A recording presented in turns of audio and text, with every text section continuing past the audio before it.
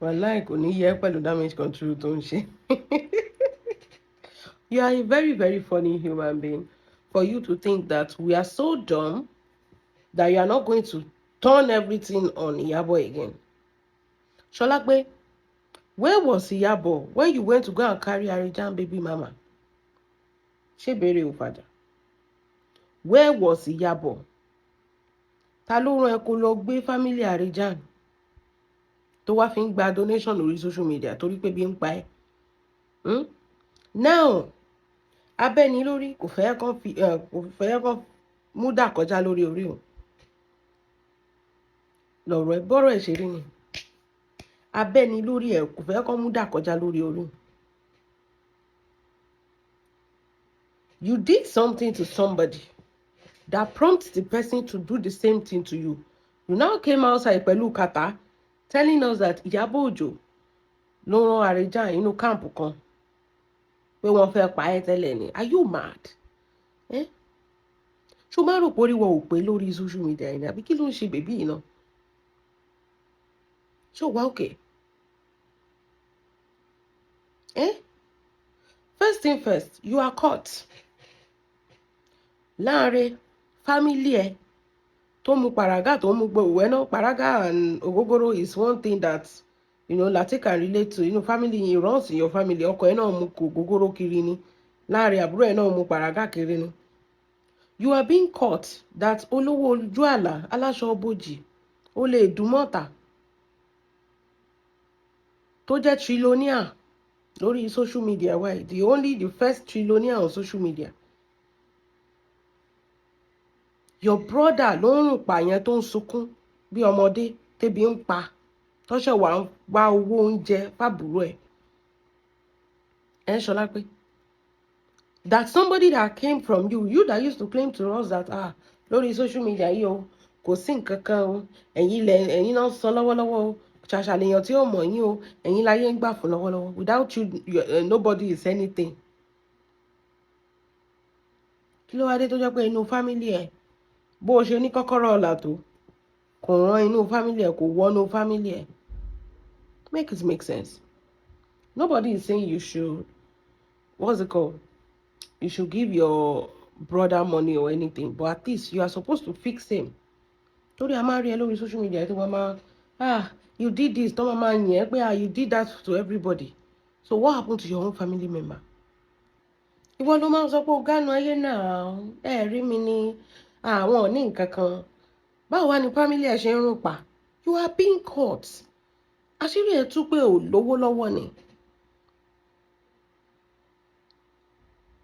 Because o bá lówó, wọ́n ní irú ilé ẹni láti ń kẹ́ṣọ̀ ròde. Báwo ló ṣe máa sọ fún wa pé òun assist àwọn èèyàn outside of social media tó dẹ̀ jẹ́ pé ọmọ ọba kan ọmọ ìyẹ́ kan ẹ kò ní nǹkan kan ó ń tọrọ oúnjẹ káàkiri. Inú ilé láti ń kẹ́ṣọ̀ ròde Ṣọlá pé. Make it make sense. This is not even dragging. Ìwọ náà jókòó wò. Does it make sense? If you are being fair to your brother Ṣọlá pé, do you think he will grant that interview? There are so many things the guy said in that interview. We will seize the passport. Ràn lọ́wọ́. Ó rí opportunity láti jápa. Ó mú passport ẹ̀ ó gbà. Ṣọlá pé ó mú passport ẹ̀ ó gbà dàbí ń ti dà. Ó lè jẹ́ pé ó ti rí pé tọmọ yẹn bá travel opportunity máa ṣí fún kò dẹ̀ fẹ́ òun dẹ̀rẹ̀. One thing about Ṣọlá pé tó wà consistent ni pé kò fẹ́ kẹ́ anybody tóun. Ẹ lọ wo gbogbo àwọn tó ń tẹ̀lé. Ṣọlá pé ò lè thrive níbi tó jẹ́ pé ó máa ti fi gbàgbága. No, she's a person that she loves to be at the top. Who are her friends? Gbogbo àwọn tó ń tẹ̀lé, gbogbo everybody tó ń tẹ̀lé, wọn ò ní tó now. Ṣó lè compete in the real world ni? Ṣó lè compete in the real world ni? Kò lè compete now. She has this low self-esteem that she feels like ibi tó bá ti táwọn èèyàn bá ti ní ni kóun lọ kóun lè máa feel pompous. She doesn't want anybody to shine. Ìwọ ń há owó lórí social media. Ara alẹ́ ẹ̀ ẹ̀jẹ̀ ó ń rùn pa. Tó bá jẹ́ pé iṣẹ́ ló máa wá fún, ṣé ọ̀rọ̀ láàrin iṣẹ́ ń jáde ní èèyàn? Gbogbo wa la mọ̀ pé láàrin exist tẹ́lẹ̀. Àkànmọ́ bó ṣe rí ni. Gbogbo wa la mọ̀ pé láàrin exist tẹ́lẹ̀. Àkànmọ́ bó ṣe rí ni. Ó wá jáde ìgbà tó máa sọ̀rọ̀. Ìyábọ̀ Òjó ló lọ rán wọn. Géèmù tó gbá fún ẹ, ta ló gbá géèmù fún ẹ? Géèmù tí wọ́n gbá fún Arijan tó lọ gbé òkú Fátímọ̀ wá. Ṣé Ìyábọ̀ Òjó ló rán wọ? Ó tún máa wí ta láìwí. Ó ní ó ti ṣe èrè inú ayé gan. Ó ní àbúrò ẹ̀, ó ní ká kọ́ọ̀sì Ìyábọ̀ Òjó ló wà. Lizzy ìwọ náà mọ gbogbo pọ̀ sí. Tó bá wà ká kọ́ọ̀sì Ìyábọ̀ Òjó, á ti lọ tipẹ́tipẹ́, á ti travel tipẹ́tipẹ́. Àṣírí ẹ̀ tú ni. Ó tètè ń wá defense. Ó ló fẹ́ fi fọ́tò. No. Ó tọ́jú ẹbí, ó tọ́jú ara. Ìyá ẹ̀ gan wọ́n sọ pé o ò wá wòye ẹ̀, o ò wá ṣàdúrà, wà á dẹ̀ máa dín àkàrà kiri. Wà á máa pẹran kiri. O ò dẹ̀ dé orírì ìyá ẹ̀ àbí kí wọ́n máa ń pè. Kó tiẹ̀ lọ kó wò bóyá wọ́n fẹ́ ṣe kinní sórí ẹ̀ ni o. Wọ́n fẹ́ clean ẹ̀ up ni o. Wọ́n fẹ́, let house mọ́ ni o. You don't do all that. Wà á dẹ̀ máa pẹran kiri. This one is for my mother. This one is for my mother-in-law. This one is for my ṣe kinní. O ò dẹ̀ débi tí site tí. Lizzozoo make it make sense. Ṣógun ló ṣe ìṣá. Ogun rádaràda ló ṣe yìí. Ta ló wá ń jẹ ọlá oògùn tó ṣe yìí? Torí kò ó ṣoògùn ò ní ìsinmi. Owó náà kò lọ. Tó bá yẹ pé olówó ni a máa rí o. Ṣọlá pé o ò ní wá máa rojọ́ kiri lórí social media. Tó bá lówó a máa rí. Àtàrà ta ló yẹ ká ti rí ọlá ẹ̀? Kọ́ máa sọ pé àárí lára Làtí. Dàńṣíkí àwọn bàmí ló ń kó sọ́rùn kiri. Àtàrà àbúrò ẹ̀ tó yẹ kán ti rí pé táàbúrò ẹ̀ bá tẹ̀lé sọ pé àǹtí mi tẹ́ bá ti kú tán ṣe bá àbúrò ẹ̀ ni. Èmi mo máa jogún yín ṣe bá àbúrò ẹ̀ ni. Ṣé kì í ṣe orí social media là wà tó ń kọ orúkọ àwọn ọmọ Làtí tí ò ń ṣèwọ lo fòbò ẹbí tó ń kọ sínú will? Kí ló máa ṣẹlẹ̀ tó jẹ́ pé ẹ̀jẹ̀ èèyàn tó jẹ́ pé ẹ̀jẹ̀ kan ni. You always come to people and pray to people like èmi rèé o, ẹ rí mi tán o, I am a good guy.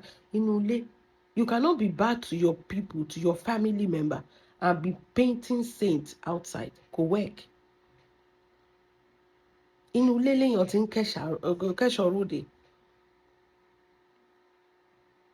Tábúrò ẹ bá sọ pé òun fẹ́ jogún ẹ̀, ìyẹn that is, even if that even exists, thank God you have confirmed that is your brother.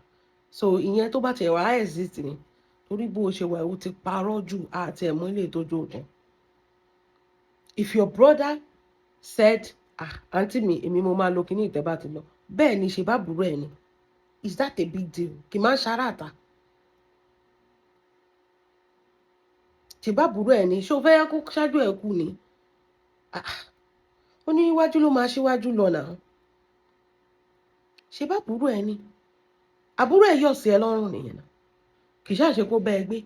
Ó ní ó wo gbogbo luxury cars tó ní ó gbogbo kí ló ní gan-an. Jíwàgàn ayé àtijọ́ wo gan-an 2013 jíwàgàn wo. Kí ló ní gan-an tí ò fún ẹ ní fọkànbalẹ̀? Kí ló ní? Ìyá olówó bùsọ̀bùsọ̀. Kí ló ní gan-an tó ń sọ pé wọ́n fẹ́ jogún ẹ̀? Kí ló wà ní ogún ẹ̀? What is the big deal if you fix your brother? You are fixing people that you did not know. Ìwọ kọ́ ló gbé igbá wedding zik off tó gbé lórí ni, tó ṣí lórí. Tó bá yẹ pé sáìtì kan ló máa fàbúrò ẹ̀ sí pé kó máa ṣiṣẹ́ ń bẹ̀. Ṣèbá àbúrò ẹ̀ ni. Gbogbo alábùrò náà ṣé mo máa ń sọ fún yín bíbẹ̀ pé àwọn àbúrò mi máa ń yọ̀ sí mi lọ́rùn burúkú. Bẹ́ẹ̀ ni. Tí bá ní nǹkan tí bá ní tàbúrò mi ló ń jẹ́ bẹ́ẹ̀ ni. Tẹ bá ráwọn àbúrò mi gan. Tẹ bá rí mi bá dírẹ́sì jáde, tẹ bá ráwọn àbúrò mi, ẹ máa rò pé àwọn àbúrò. Ṣèbá àbúrò èèyàn ni. Àbúrò ẹ̀ máa lo nǹkan ẹ̀ náà. Àbúrò ẹ̀ máa mú nǹkan ẹ̀ náà. Ṣèbí nǹkan tó ń pè lábúrò èèyàn ni. Wọ́n fẹ́ jogún ẹ̀. Ogún wo gan-an, ogún wèrè owó ni. Ó lọ ń bá Ìyábọ̀ Òjó. Ṣé láàárín ìjọ èèyàn tó ń bá Queen Mother ṣiṣẹ́? Àríjà lọ gbé family ẹ̀ wá, ìwọ ò lọ wú Fatima jáde níbi tó kú sí. O ò fi Fatima gba donation.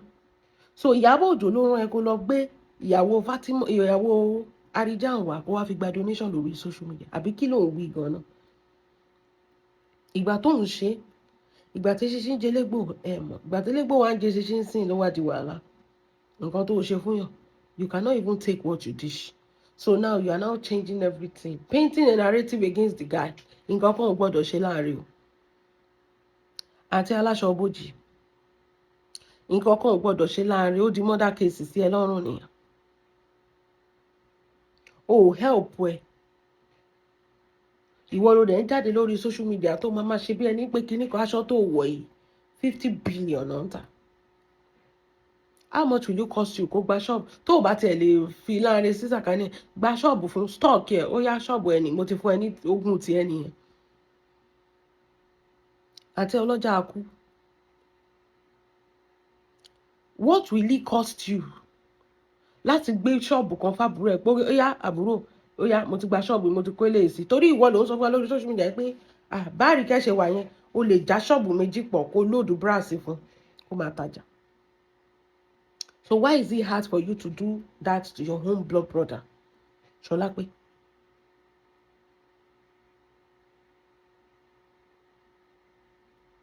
Ọmọ àbúrò ìyá ẹ̀. Why is it hard? Àwọn àbúrò máa ń yọ̀ síyàn lọ́rùn ni. Mo mọ̀ pé Nigerians, they are very, very sometimes. But this is your blood. Wọ́n dẹ̀ máa sọ pé blood is thicker than water. When they are your sister, they wear your clothes, they wear your shoes, they take your things, your money, they will misuse it. It's your sister. Nǹkan tó ń pè lábúrò ni. Kí ló ti ṣe fábúrò ẹ̀? Àti ọlọ́jà wàràwàrà. Kí ló ti ṣe fábúrò ẹ̀ kó tó máa sọ pé ẹ ó fẹ́ jogún ẹ̀ ni? Kí ló ti ṣe? At least you will have done something. Ọ̀rọ̀ yẹn ò bá dùn sọ́nsìn pé nǹkan báyìí ni mo gbé fún tí ò lè manage. Ṣé tó bá gbé nǹkan fábúrò ẹ̀ tó ń manage ẹ̀ ṣé ó máa sọ fún ẹ pé òun fẹ́ jogún ẹ̀ ni? Think about it.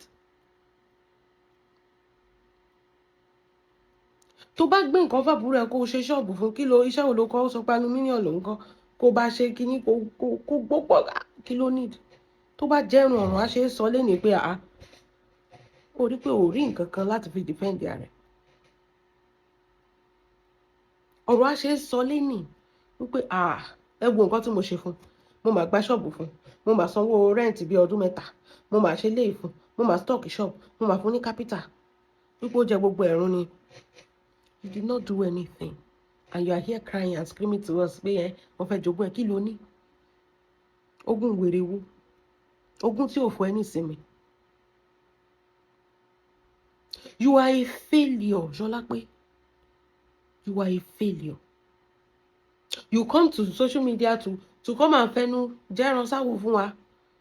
Gallivant and your home is destroyed. Àṣírí ẹ̀ tú. Àṣírí ẹ̀ tú. Àṣé ọmọ ọ̀ràn kí ìran tí ò ní ìran ni ẹ tó ò ṣe sílé tó ò rántí ilé tó ò ṣe fáwọn èèyàn tó wà ní Nàìjíríà ló wà. Àwọn táwọn wà ní òyìnbó ńkọ́. Ọmọ ìran kí ìran tí ò tiẹ̀ bìkítà bóyá wọn wá tiẹ̀ máa pàbúrò ẹ̀ tó bá tẹ̀ jẹ́ pé ọmọ yẹn ó ti ṣe kíní jù ó stubborn ó ní abandon ẹ̀ wàá sì máa rò pé ẹ̀jẹ̀ mi ni ibo mo fẹ́ tì sí. Ó dájú Ṣọlápé.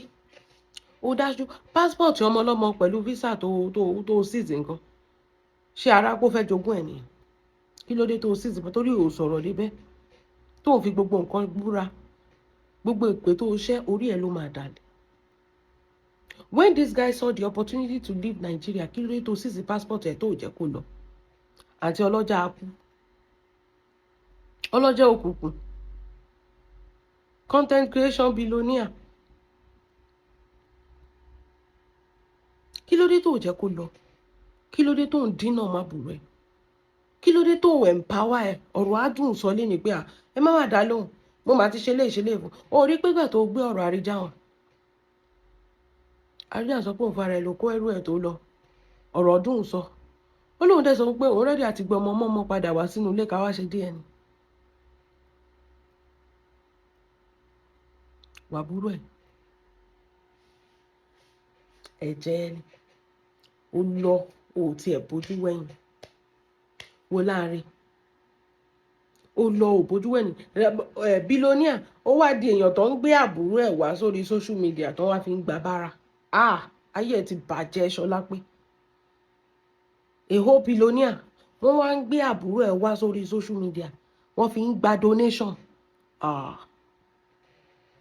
ó ti tán fún ẹ wọ́n á kí mi Ìyábọ̀ Òjó ni kí ló kọ́ Ìyábọ̀ Òjó ṣe Ìyábọ̀ Òjó ló sọ pé kó má tọ́jú ilé kó má rántí ilé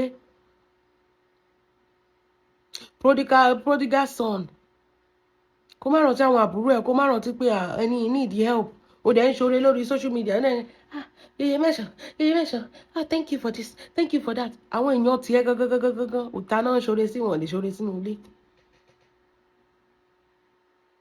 tó bá jẹ́ pé you are fair to your brother ni ó dàbí mo ṣe ń ṣe ṣóyè àwọn àbúrò mi máa defend me to the core ni bẹ́ẹ̀ ni even if I don't want them to. There was an issue that happened at home. Kò yẹ kó lé tó tẹ́lẹ̀ yìí ẹ má jà wọ́n ti fa wàhálà lọ ẹ lè gan mọ́ fún wọn.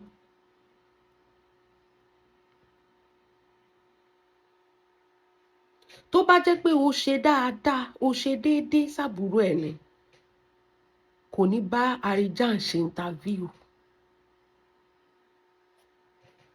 kò sí bó ṣe fẹ́ lo kìíní bíbá yìí damage control fẹ́ ṣe damage kò lè work ó bá burú ẹ ṣe ń ké ọ̀dájú nìyẹn ọ̀dájú àbíamọ ó dájú gan-an ṣọlá pé ó dájú gan-an ó ní school sheet gan-an. How dare you come to social media and be saying, iṣẹ́ kìnìkan, iṣẹ́ kìnìkan? No. Kọ́kọ́ padà lọ lé yín náà, lọ sórí ìyẹ́ ẹ̀ kó lọ kọ́kọ́ apologize. Lọ sí family house yín ṣe nǹkan síbẹ̀ náà. It's not by kéèyàn máa gbé mọ́tò kiri, kéèyàn máa kó láti tó máa wọ yín sábọ́. Not like kéèyàn máa kọ́lé kiri. What happened to your people? Kì í ṣe pé kéèyàn máa gba social media kìíní ni. She's my mother on social media. What about your younger brother that needed you most? You are being mother to people on social media, but your own family, your own freaking family, ṣọlá pé àwọn tó ẹjọ́ jẹ́jẹ́ kan náà. Ṣèbí láàrin ló ṣe jáde, ṣáà tún méyàn tó ń gbé bọ̀ ni. Your own freaking family. You did not do anything. As a person tó máa ń drag family oní family lórí social media. Kò yẹ kó rí báyìí. Ó gbọ́ ibi tó ti lọ gbàbúrò Dangote wá. Torí ìwọ ń sọ pé ìwọ àti Dangote ẹjọ́ ń compete ni. Ó rí ibi tó ti lọ gbàbúrò ẹ̀ wá. Tó sọ pé ó ń rùn pa kan wá ṣe donation fún. Ìyàtọ̀ tó wà bẹ́ẹ̀ nìyẹn. Ṣọlá pé ò ní nǹkan kan, ò jẹ́ nǹkan kan nínú ayé. Ìyàtọ̀ tó wà bẹ́ẹ̀ nìyẹn. Ò jẹ́ nǹkan kan nínú ayé. Empower your people. Ọlọ́run ti gbà fún ẹ according to you. Á jẹ́ pé Ọlọ́run ò gbà fún ẹ nìyẹn. Á jẹ́ pé ọkàn inú ẹ̀ òdùn ọkàn ńlá ṣúgà ni. Á jẹ́ pé ọkàn wá validation lórí social media ni. Á jẹ́ pé ò ní nǹkan kan. You have to do. O gbọ́dọ̀ ṣe sílé bẹ́ẹ̀ ni. Ó ní ewu mọ́tò ẹ̀ pé àǹtí mi mo máa jogún gini. Ṣó ní mọ́tò ń dì ló sọ pé òun fẹ́ jogún ẹ̀. Ṣó ní ṣọ́ọ̀bù ṣó ní iṣẹ́ tó ń ṣe ni. Ìwọ ṣe sọ pé àbúrò mi ní fún ẹlẹ́ja jẹ màá kọ́ ẹ bó ṣe ń pẹja. O ò ṣe sọ bẹ́ẹ̀ bàbúrò ẹ̀. Ìwọ ò ṣe kọ́ nígbà tó ti rí pé ọ̀nà ti là fún ẹ. O ò ṣe kọ́ nǹkan tó ń ṣe. Tó bá yẹ pé ilẹ̀ kan ló ti máa bẹ̀rẹ̀ àbí kó fojú ẹ̀ sínú real estate tó ń ṣe. Kóun náà rí bí kan ti bẹ̀rẹ̀.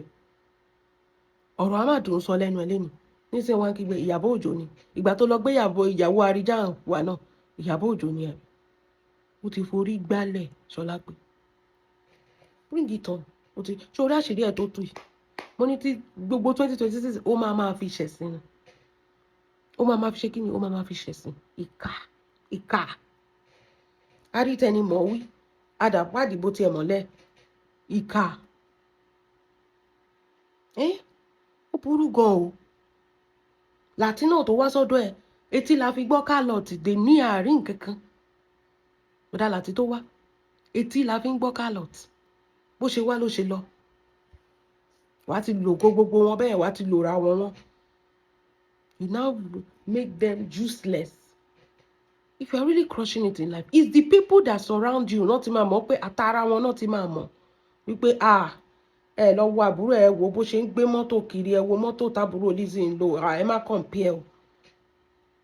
It's not like kéèyàn máa múra nínú lórí social media, kéèyàn máa ṣe èyí mẹ́sàn ẹ ṣe thank you. No, it's your people. Kọ́ máa sọ pé ẹ wo àbúrò yìí mẹ́sàn ó ti lọ.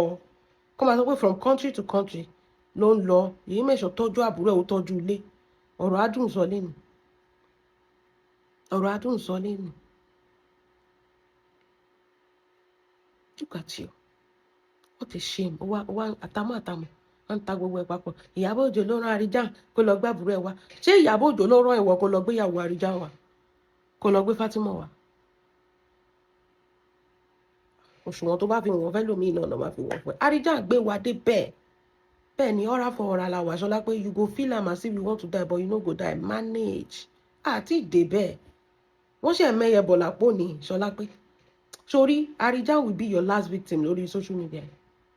Bẹ́ẹ̀ ni, Àríjàn will ṣe kí ni will be your last victim. Ó ti pẹ́ tó ti ń ṣe, eléyìí ló máa fi ṣàṣẹ mọ́.